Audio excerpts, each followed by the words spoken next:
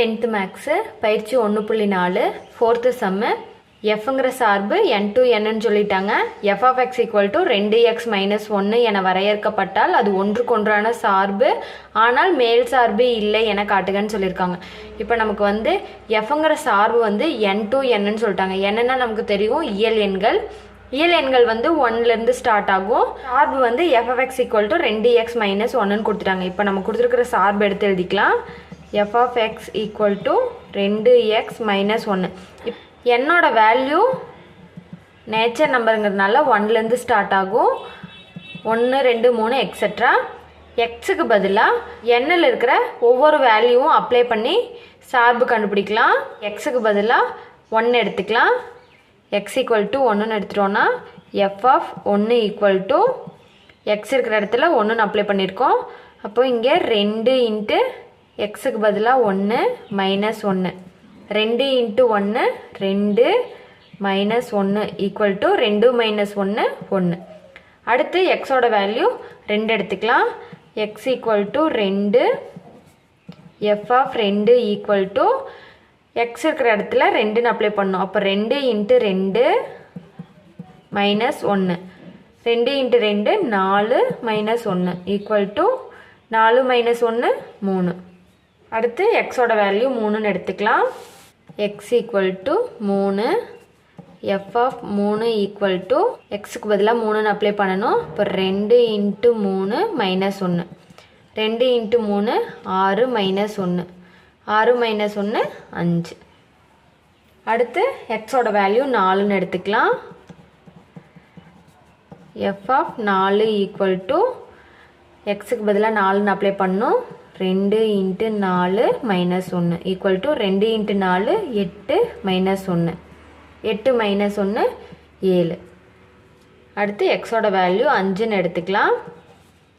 F of 5 equal to 2 into x இருக்கிற இடத்துல 5 minus 1, 2 into 5 10 minus 1, 10 minus 1 9. இதே மாதிரி எக்ஸோட வேல்யூ 6 7 8ன்னு எடுத்து அப்ளை பண்ணிகிட்டே வரலாம். இப்போ நம்ம கண்டுபிடிச்சிருக்கிற சார்பை அம்புக்குறி படத்தில் குறிக்கலாம்.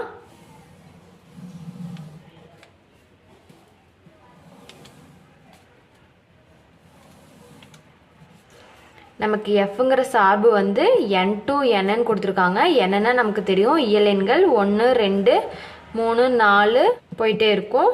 அதே மாதிரி இங்கேயும் 1 2 3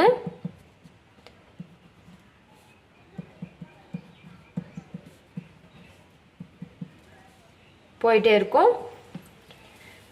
இந்த டாட்லாம் வந்து நம்பர்ஸு 3லேருந்து கண்டினியூ ஆகி 5, 5லேருந்து கண்டினியூ ஆகி 7, 7லேருந்து கண்டினியூ ஆகி 9, 9லேருந்து கண்டினியூ ஆகி போயிட்டே இருக்கும் இன்ஃபினிட்டி வரைக்கும். அடுத்து நம்ம கண்டுபிடிச்சிருக்கிற சார்பை குறிச்சிக்கலாம். எக்ஸுக்கு 1ன்னு வேல்யூ அப்ளை பண்ணும்போது 1 கிடச்சிருக்கு.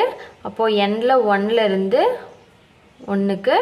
அடுத்து எக்ஸோட வேல்யூ 2ன்னு அப்ளை பண்ணும்போது நமக்கு 3 கிடச்சிருக்குது. 2லேருந்து 3க்கு. எக்ஸோட வேல்யூ 3ன்னு அப்ளை பண்ணும்போது 5 கிடச்சிருக்குது.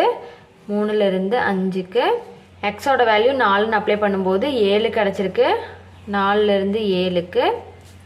எக்ஸோட வேல்யூ 5ன்னு அப்ளை பண்ணும்போது 9 கிடச்சிருக்குது. 5லேருந்து 9க்கு. இப்போ நம்ம சார்பை குறிச்சிட்டோம். இது வந்து ஒன்றுக்கொன்றான சார்பு. ஏன்னா எண்ணில் இருக்கிற வெவ்வேறு உறுப்புக்கு துணை மதிப்பகத்தில் வந்து வெவ்வேறு நிழலுறு இருக்குது. அதனால இது வந்து ஒன்றுக்கொன்றான சார்பு. அதுக்கப்புறம் நமக்கு வந்து மேல் சார்பான்னு கேட்டிருக்காங்க. மேல் சார்புங்கிறது வந்து துணை மதிப்பகமும் வீச்சகமும் வந்து சமமாக இருக்கணும். அதுதான் வந்து மேல் சார்பு. நமக்கு வந்து வீச்சகங்கிறது வந்து 1 3 5 7 9 தான். ஏன்னா இங்கே இருக்கிற 2 4 6க்கெலாம் வந்து 300 இல்லை. அதனால் இது வந்து மேல் சார்பு இல்லை. அதை எடுத்து எழுதிக்கலாம். எண்ணின் வெவ்வேறு உறுப்புகளுக்கு துணை மதிப்பகத்தில் வெவ்வேறு நிழலுறு உள்ளது. எனவே எஃப் ஆனது ஒன்றுக்கொன்றான சார்பு ஆகும். துணை மதிப்பகமும் வீச்சகமும் சமமாக இல்லை. எனவே மேல் சார்பு இல்லை. அவ்வளோதான் இந்த சம்மு.